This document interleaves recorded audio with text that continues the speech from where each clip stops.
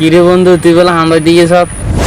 আরে বন্ধু, হামলাইতে গেছিলাম, বের করে দিছে। কি কারণে বের করে দিছে সেই কথা তো বললি না।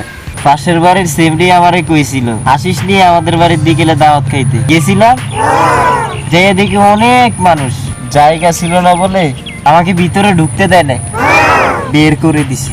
এমনিতেই গেছিলাম দোকানে, মন্টুমি আমাকে সব খুলে বলছে। এই শালা মন্টু মিয়ার কি কোনো খায়া দেয়া কাজ নাই? মানুষের নামে কুকীর্তি ছড়ায়। গেছিলাম দাওয়াত খাইতে, ওই বলছে নাকি আমি গেছি হামদাইতে। শালা আরে বন্ধু বলিস না, এই হালার স্বভাবটাই এরকম। হ, এই হেলা সেদিন একবার দেখলি না, পাশের বাড়ির মাইয়াই গেছে বাজারে সদাই করার জন্য, সে বলে নাকি গেছে পীড়িত করার জন্য। ওদের না চরিত্র খারাপ, এই জন্য মানুষের নামে কুকীর্তি ছড়ায়। আসলে আমার মনে তো কিছু নাই, এই হালারে যদি পাই ওগু কেনু দিমু কেনু। আসসালামু আলাইকুম গাইস, আজকে এতটুক পর্যন্ত, দেখা হবে আগামী কোনো পর্বে।